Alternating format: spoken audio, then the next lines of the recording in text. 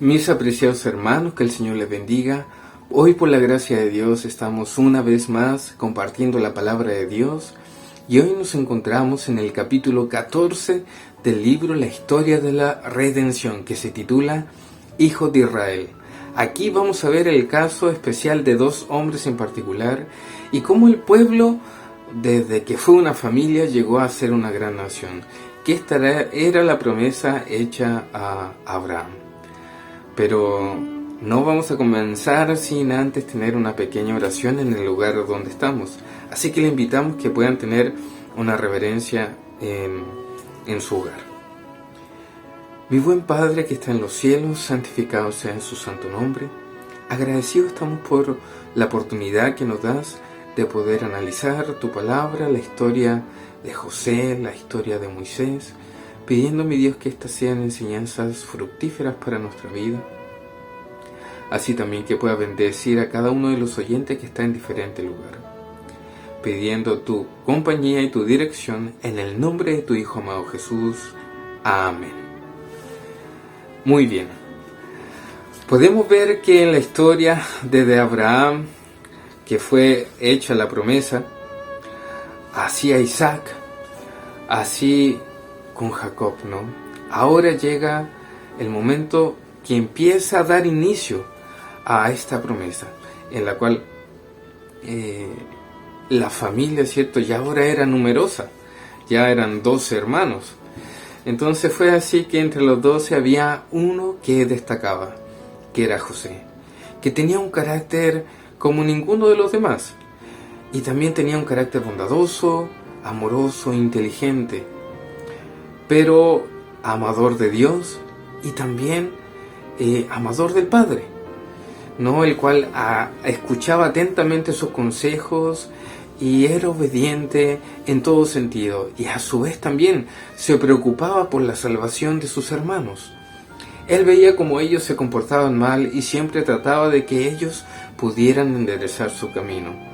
Pero esta actitud de preferencia que el padre también tenía con José por su buen actuar y su responsabilidad, para con los hermanos todo este privilegio que podía aparentarse para con él, ellos tenían envidia, tenían resentimiento, y todo esto fue generando egoísmo y no tenían buena voluntad para con él. Entonces se enojaban constantemente de el actuar que tenía también el padre o el actuar que tenía José con ellos. Entonces fue así que un día un ángel en visión le muestra a José cómo 12 gavillas, ¿cierto?, de las 12, 11 se inclinaban ante la de él. Esta visión José se la contó a sus hermanos, pero solamente causó más envidia, más enojo, porque ellos venían a decir: nosotros vendremos a servirte a ti, tú gobernarás sobre nosotros. Solamente empeoró la situación para la posición de sus hermanos, ¿no? Y también ahora, después de eso, el ángel le mostró otra visión más, en la cual no solamente involucraba a los hermanos, sino también a su padre y a su madre. Y fue así que en su sueño él veía 11 estrellas y a la luna y el sol que se inclinaban ante él. Pero esto al parecer tampoco agradó al padre, porque le dijo: ¿qué cosas son estas? ¿Qué es eso que sueñas? Pero en su cabeza de él siguió analizando lo que José había dicho. Y después de esto, de esta última visión, ya los hermanos no pensaban como antes. Ahora ya estaban planeando qué hacer con José. Y entre esas posibilidades estaba en que lo pudieran matar. Y fue ese el maquinamiento que tuvieron ellos. Pero al final no lo mataron, sino que lo vendieron. Y lo vendieron a aquellos en los cuales quizás nunca más pudieran ellos tener contacto. Y por el vínculo que José nunca pudiera gobernar sobre ellos. Pero José no fue solo. Aunque fue vendido por sus hermanos, Dios le acompañó en todo su camino. Y fue así que Potifar, compra a José a los ismaelitas. Y ahora José, como siervo de Potifar, llegó en su fidelidad, sirviendo a Dios, así también servía a su dueño en este momento, que era Potifar. Y llegó a ser de tal confianza que no solamente como siervo cumplió su labor, sino que llegó a ser encargado de toda su casa. Y él hacía todo, ¿no? Él se encargaba de todo lo que era necesario y era un hombre correcto en todos sus caminos. Pero llegó el momento en el cual su esposa de Potifar le tentó a José. Y como pocos, yo creo, José tomó la decisión correcta y dijo: ¿cómo pecaré contra Dios? ¿Cómo haré este gran mal y pecaré contra Dios? La mujer de Potifar le tienta de una manera descarada, pero este hombre tuvo una lucidez tan clara y tan confiada en Dios que no le hizo vacilar ni un momento en qué es lo que era lo correcto. Y este ejemplo es el que nosotros debiéramos seguir, porque esta fue una tentación grande.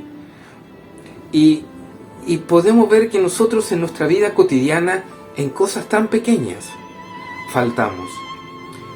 José, en este sentido, considero que es uno de los pocos hombres a nivel de toda la Biblia que tiene una vida prácticamente intachable. Y me asombra cada vez que estudio de José, de Enoc, de Samuel, hombres que parecieran intachables en toda su vida, de que sí se puede hacer, que no se puede desviar del camino. Estos hombres lo consiguieron. Ya sean en pequeñas pruebas o en grandes pruebas, ellos levantaron la voz de la fe y siguieron el camino de Dios. Fue así que después de esta tentación, esta mujer dio un mal testimonio de José y José termina en la cárcel. Después de todo lo sucedido, desde estar con sus hermanos, ahora termina en la cárcel. Pero en todo esto, Dios no dejó a José. José en la cárcel llegó a ser el encargado de los demás presos. Su carácter de José hacía que él destacara en donde sea que estuviera. En todo lugar su diligencia, su buen trabajo, su esfuerzo se notaba en gran manera. Muchas veces nuestra vida no es así. Muchas veces nuestra vida pasa desapercibida porque nuestro trabajo, nuestra forma de ser no es correcto. No nos esforzamos en lo que hacemos, no trabajamos como para Dios. José así lo hacía. José, en su buen servicio para con Dios, no solamente lo tenía con Dios, sino que también en todo lo que él hacía, en todos sus servicios. Y fue así que Dios encaminó su vida, hasta el punto que llegó a tener el cargo más importante que cualquier hombre podía tener dentro de Egipto, después de Faraón. Ser el segundo después de Faraón. Todo lo que estaba a disposición de él, todo el reino. Él podía hacer cuanto le placiese, porque el Faraón había entregado en sus manos todo. Cuando vino el tiempo de aflicción, cuando vino tiempo de necesidad, José ya tenía una idea, ya sabía qué hacer para proveer en ese tiempo del cual iba a venir un momento muy difícil, no solamente para ellos, sino para toda una nación, para todo un reino.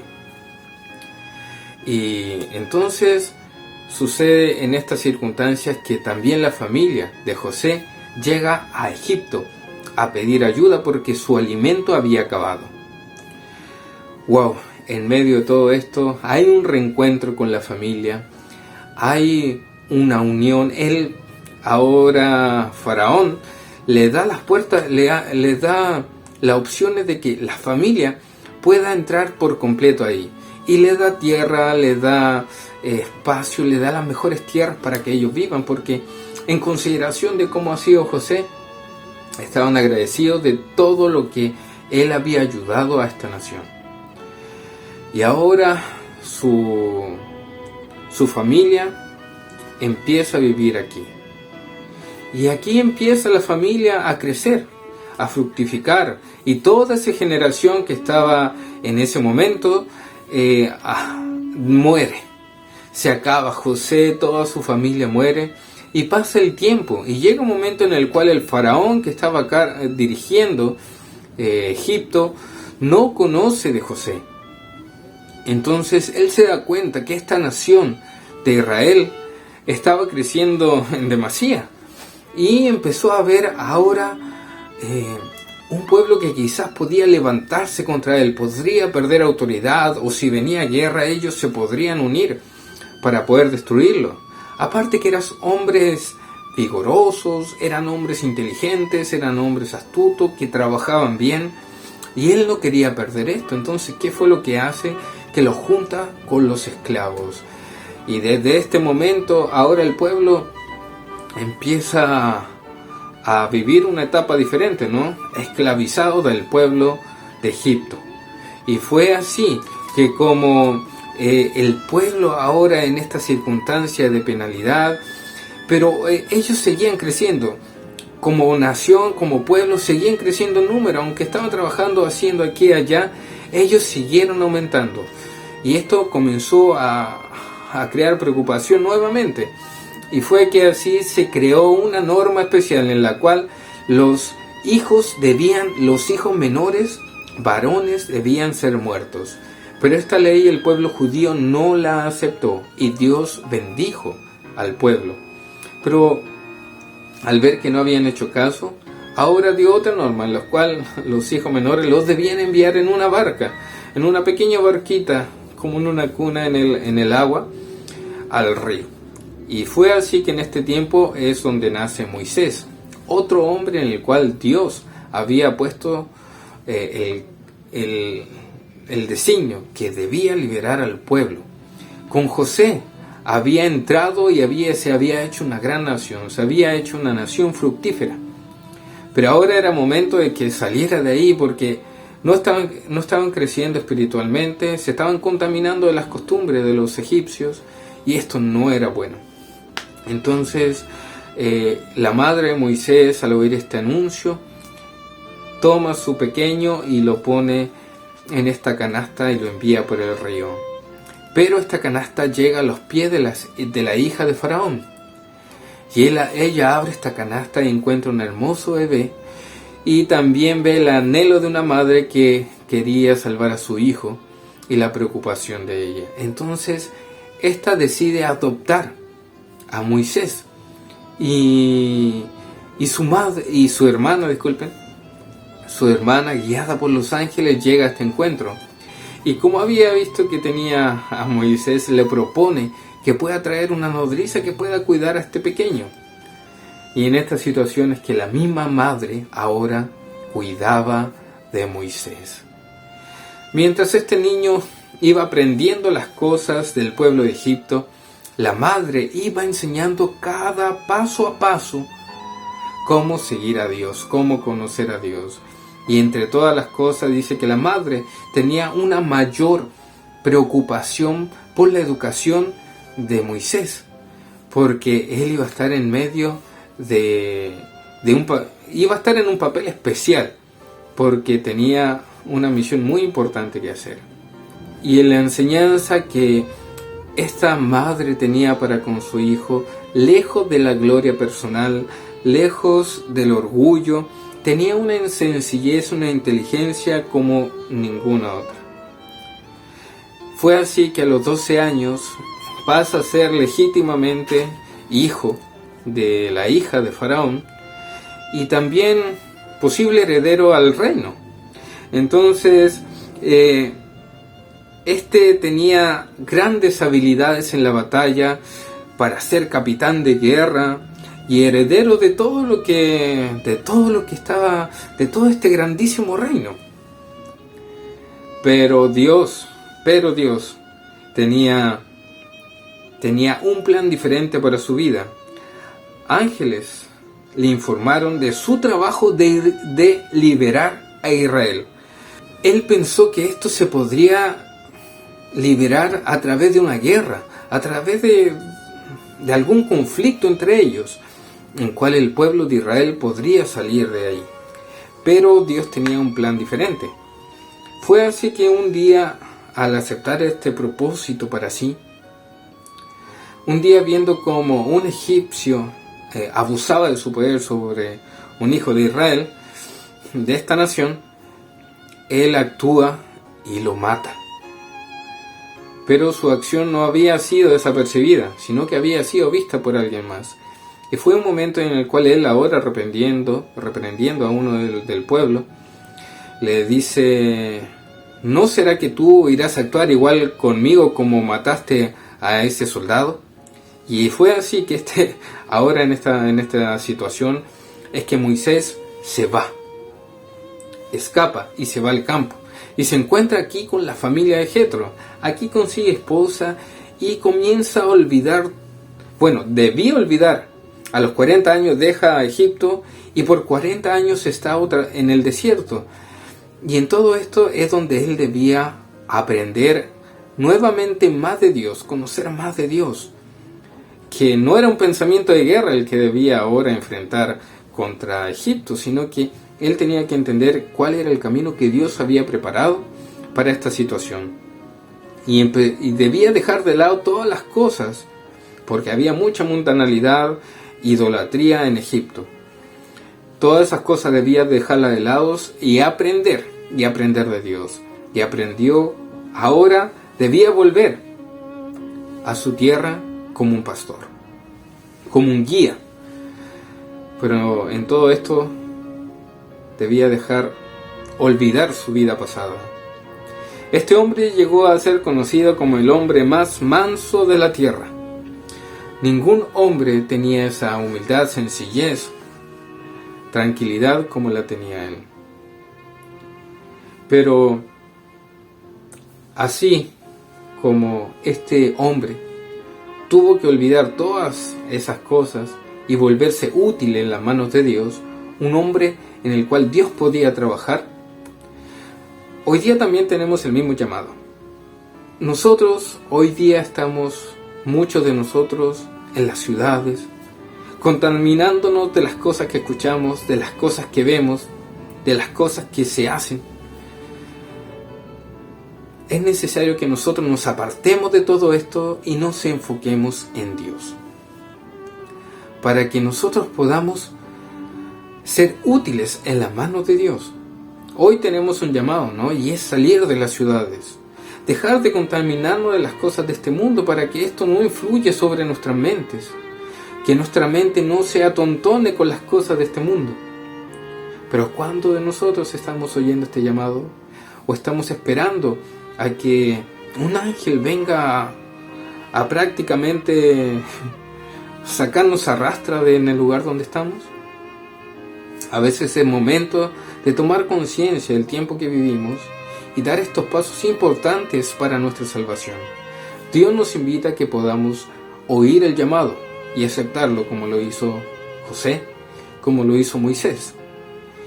Y podemos ver que Dios tenía algo preparado con todo esto, ¿no? Y era que el pueblo debía llegar a un lugar donde Dios había provisto una tierra mucho mejor para ellos, mucho más fructífera. Dice que de su tierra fluía leche y miel. Dios tiene algo mucho mejor para nosotros. A veces es necesario salir de nuestro lugar de confort, como estuvimos estudiando hace algunas lecciones, e ir en busca de lo que Dios tiene para nosotros. Cuando llegamos ahí, vamos a ver que la decisión que hemos tomado ha sido la correcta. Así que, hermanos, les invito a que podamos tomar el ejemplo de estos dos varones, José y Moisés, para que podamos ser hombres de fe, de acción, y de que siempre podamos escuchar la voz de Dios cuando Él nos llame. Amén.